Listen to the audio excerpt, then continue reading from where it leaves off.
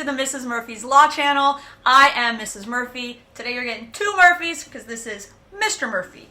This video is the first video in a series of videos that we plan to do related to mock trial evidence.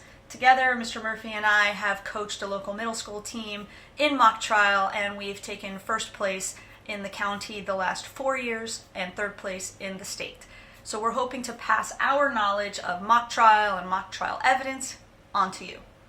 Today we're going to talk about judicial notice, which is Federal Rule of Evidence 201. So there's essentially three ways you can establish a fact that are important to you in a mock trial. One would be to prove it with evidence.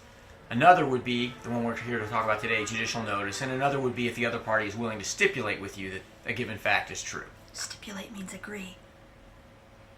Right? Okay, so let's talk about judicial notice, which is why we're here. Judicial notice is when the court accepts certain facts as true without you needing to provide proof or evidence of those facts because they're commonly known or easily verified.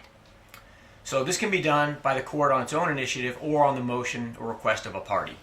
Either way, the opposing party has to get an opportunity to be heard on it. They may wish to oppose it. Right, and it can happen at any stage of the mock trial. Now, the significance of the court taking judicial notice varies depending upon the context or setting. What I mean by that is in a civil case, the court taking judicial notice is conclusive. That is, the jury cannot look past it. They are to be instructed. They must accept as true the fact of which the court's taken notice. In a criminal case, the jury is at liberty to question that fact. Right, so let's go over some examples of what we mean by easily verified or commonly known. So, common knowledge examples? So at sea level, water freezes at 32 degrees Fahrenheit or 0 degrees centigrade. The sun rises in the east. And suppose you need to prove the time the sun comes up. Well, there's an almanac that has the time of the sunrise and the sunset for every day. Geographical facts, like where's the city located or what's the distance between two cities. It's not like we can debate. It is what it is. Especially for facts that are well known within that jurisdiction. So if in the place where the case is taking place, the Main Street and Smith Street are parallel to each other.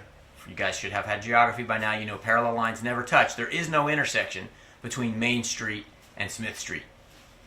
Okay. History. World War II ended in 1945. Laws. The facts that a law exists. So a law exists. So, for example, the statutes in your mock trial packet. We can't really dispute that they exist because they do. Also, court records from another case. Let's say the same party took a different position in a case in front of the same court a year prior. You can bring in records to show this is the position this party's taken. Dates. So Independence Day in 2024 fell on a Saturday. Can't dispute that. The passage of time. There's 24 hours in a day. We can't argue about that. It is what it is. So I guess the question for you guys is, when will I ever use this in a mock trial? Well, I think the best place to use it would be during your housekeeping matters before your trial even begins, because most mock trials are timed. There's a time limit, and why waste time proving commonly known things if we can just get it out of the way in the beginning?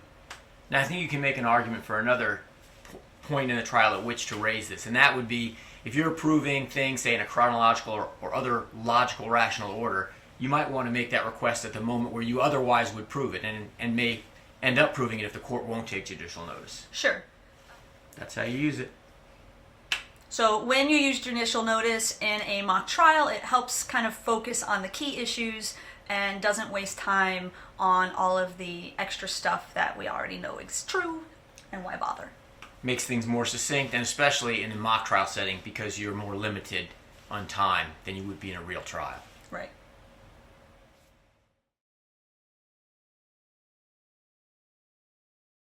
Welcome to Mrs. Murphy's Law channel. This video is going to be the first in a series about the rules of evidence as they apply to mock trial. Exactly what he said. Welcome to Mrs. Murphy's Law channel. This video is going to be the first in a series. Mock trial. Hi, I'm Mrs. Murphy. I'm Mr. Murphy. And we definitely have to start that. Hi.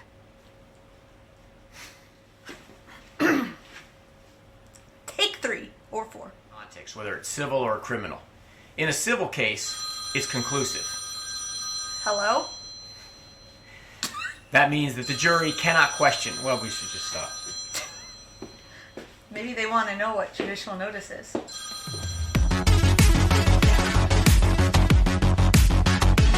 Jamendo.com.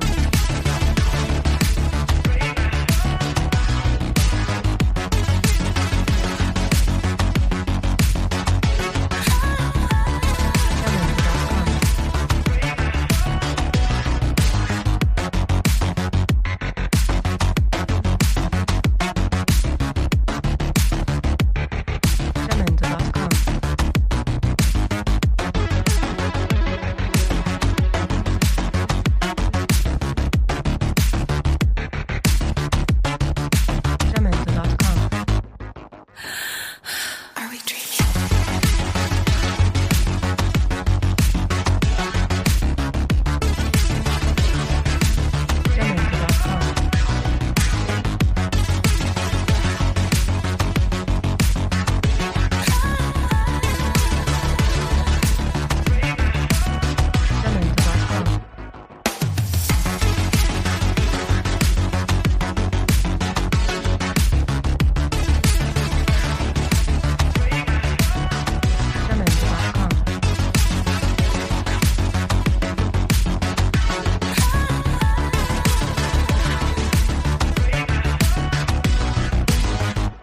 Jamendo.com.